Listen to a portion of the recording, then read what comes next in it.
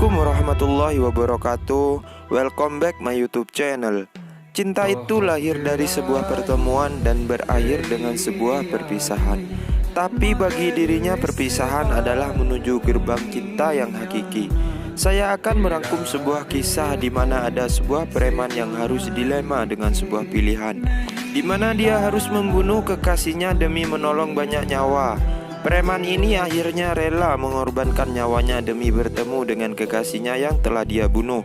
Dan bagaimana aksi heroiknya menumpas semua mafia di kotanya? Sebelum lanjut, jangan lupa tekan dulu tombol subscribe-nya, like dan nyalakan lonceng notifikasinya. Tentunya agar saya lebih semangat lagi ke depannya guys. Dan film ini diperankan oleh Siddharth Malhotra sebagai Raghu dan Tara Sutaria sebagai Zoya. Tanpa banyak basa-basi lagi, kita masuk langsung ke alur ceritanya guys.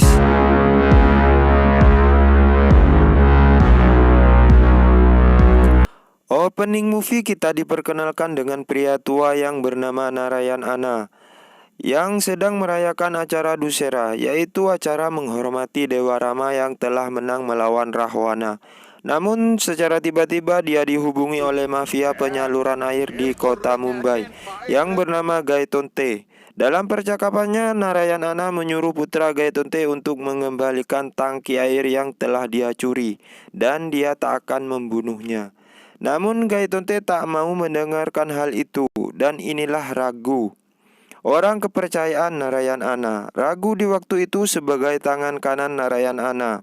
Raghu yang mendengar hal itu langsung turun tangan dan dia ditemani oleh temannya yang bernama Mazhar. Mazhar ini seorang muslim yang taat ibadah. Tanpa banyak bacot, Raghu pun mulai menyerangnya. Dan dia berhasil mengalahkan mereka yang dibantu oleh Mazhar. Namun tiba-tiba dia dipukul oleh benda tumpul yang membuat si Raghu pun jatuh pingsan. Dan Mazhar pun ditangkap untuk dibunuh. Namun di waktu itu tiba-tiba Raghu datang menyelamatkan Mazhar dan dia berhasil membunuh mafia tersebut.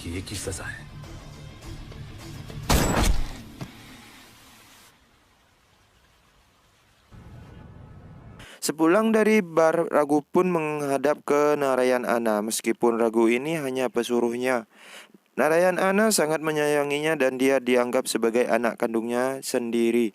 Dan hal itulah Wisnu sangat iri hati kepada si Raghu. Dan si Wisnu ini adalah anak kandung dari si Narayan Anna ini. Dia sangat iri terhadap si Raghu karena Narayan selaku ayahnya ia tak pernah memperdulikan dan tak pernah mempercayainya. Narayan lebih mempercayai si Raghu daripada dirinya. Itulah yang sangat ia membenci si Raghu. Di malam itu dia ditemani oleh salah satu wanita yang bernama Arzo. Arzo ini adalah seorang dancer dan budak seks di kota itu. Dia sangat menginginkannya, tapi Raghu menjadikannya hanya sebagai pemuas nafsunya saja di malam hari.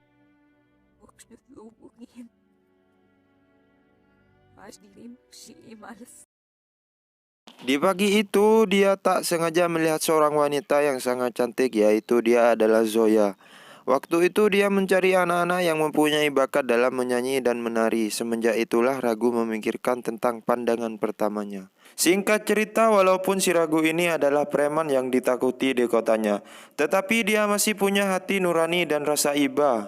Di waktu itu dia menolong ibu-ibu yang sebatang kara yang membawa mayat anaknya. Tak tega mereka melihat ibu-ibu itu dan mereka pun turun tangan membantu memakamkan jasad anaknya ke pemakaman. Zoya yang melihat itu sangatlah salut melihat mereka. Kemudian Zoya bersama temannya menghampiri mereka untuk berkenalan. Lewat dari temannya dia memberikan teka-teki kepada mereka. Jadi Zoya ini adalah gadis bisu ya guys. Dan si Raghu berhasil menjawab teka-tekinya. Lalu si Raghu diberikan sebuah harmonika sebagai hadiahnya. Sewaktu itu juga polisi menangkap Narayan Anna. Diketahui dia adalah otak dari pembunuhan sebelumnya. Namun si Narayan Anna yang mempunyai relasi atau kebal hukum, polisi pun tak bisa menghukumnya. Saat itu juga Raghu dan teman-temannya datang ke sana. Lalu polisi tersebut memberikan nasihat agar dirinya tak lagi menjadi budak Narayan Anna. Karena kesetiaannya kepada Narayan Anna, dia menolak secara mentah-mentah. Saat mereka berada di ruangan khusus, Wisnu datang dengan bodyguard-nya, menghampirinya lalu dia menyindir mereka bahwa mereka hanyalah budak dan tak pantas untuk menjadi atasan. Saat mereka saling berhadapan, Wisnu lalu mengambil harmonika pemberian si Zoya itu. Tak terima harmonikanya dipegang, Ragu pun mengambil dan lalu pergi meninggalkan tempat tersebut. Merasa Wisnu ini ditantang dirinya, ia pun merasa sakit hati. Keesokan harinya yang ditemani Ragu, Zoya terus berjuang untuk mencari anak-anak yang bisa menari dan bernyanyi. Saat mereka mengadakan lomba nyanyi, tiba-tiba sekelompok mafia datang menembak dan menyerbu mereka. Ragu pun tak tinggal diam, namun salah satu dari mereka terkena peluru, mereka pun melarikannya ke rumah sakit. Saat di rumah sakit, Zoya ditemani oleh seorang polisi sebelumnya, namanya adalah Yadav. Dia meminta Zoya agar merubah Ragu menjadi orang yang lebih baik lagi dan bisa meninggalkan Narayan Ana. Saat Ragu ke rumah sakit, Zoya pun memeluknya, tetapi Ragu sangatlah marah dikarenakan dirinya adalah ancaman bagi mereka. Musik tak akan merubah kehidupan mereka. Dengan mata yang berkaca-kaca, Zoya memberikan semangat agar bisa merubah hidup mereka. Zoya ini sebenarnya mempunyai ambisi agar tidak ada lagi aksi kekerasan di kota tersebut, guys. Malamnya Arzo menyadari bahwa dia tak pernah dicintai oleh Ragu dan dia tak menyesali hal tersebut. Aduh, ini namanya mencintai tapi tak dicintai, guys. Paginya dengan penampilan khas premannya, si Ragu membawakan sebuah balon untuk mereka. Dan dari sanalah si Ragu mulai sedikit berubah dan jatuh cinta kepada Zoya.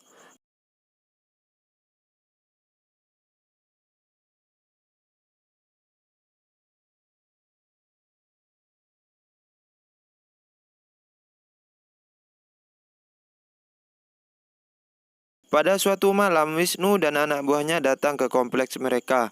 Waktu itu dia ingin mencari gadis cukup umur untuk dijual. Saat anak buahnya mengambil salah satu dari mereka, Ragu langsung menghentikannya dan dibanting.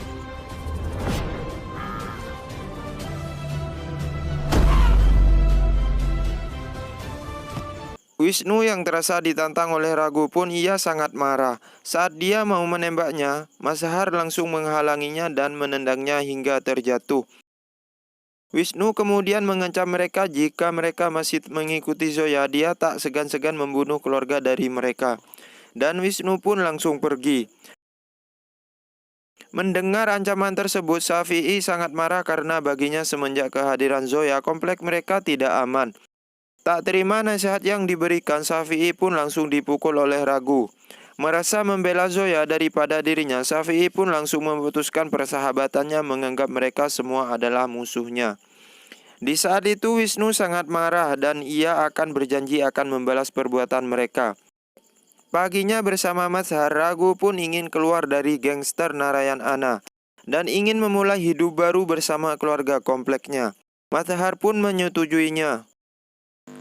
Ia pun menunggu Narayan Ana yang sedang berdoa dan menyalakan HP-nya. Di tempat yang lain sementara itu Wisnu merencanakan sesuatu. Ia menyekap Gaytonte dan membunuhnya.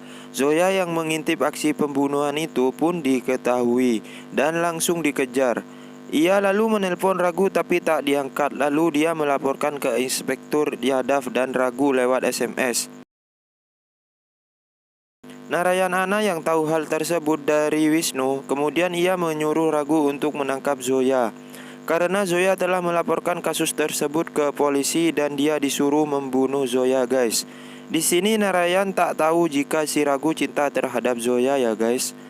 Ragu pun mencari Zoya dan ia pun menyuruh melupakan hal tersebut. Namun dia sudah terlanjur melaporkannya ke polisi. Ragu pun mengajak Zoya untuk kabur dari tempat tersebut. Sampai di tengah jalan, dia dihadang oleh anak buah Wisnu. Para gangster pun menyerang Ragu dan dia tak tinggal diam. Ragu pun melindungi Zoya lalu menghabisi mereka semua. Lalu Wisnu merencanakan sesuatu dengan menyandera anak tersebut. Agar Zoya menyerahkan dirinya, Ragu pun yang melihat itu mengejarnya. Tapi dia langsung ditabrak dan dia langsung terjatuh. Lalu dia dibawa ke tempat Zoya dan yang lainnya pun disandra di sana. Wisnu berencana membunuh semuanya. Namun di saat dia akan mau menarik pelatu pistolnya, tiba-tiba ayahnya datang dan menghentikan rencana pembunuhan tersebut, guys. Demi bersikap adil terhadap Wisnu dan Ragu, Narayan lalu menyuruh membunuh Zoya di tangannya Ragu sendiri, agar yang lain bisa selamat. Demi cintanya terhadap mereka, ia rela menyerahkan nyawanya, dan ia menyerahkan pistolnya lalu menyuruh Ragu menembaknya. Dan disinilah adegan yang membuat kita terharu, sedih bercampur ya guys.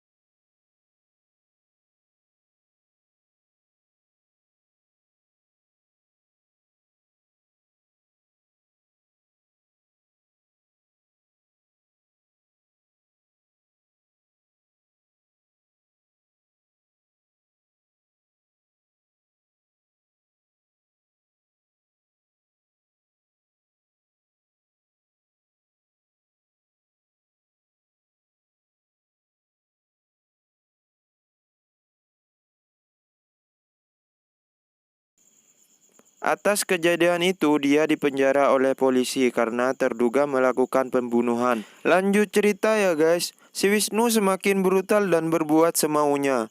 Dan ia menyuruh anak buahnya untuk membalaskan dendamnya kepada Mazhar. Kakinya dipotong secara sadis sehingga dirinya harus menggunakan bantuan untuk berjalan.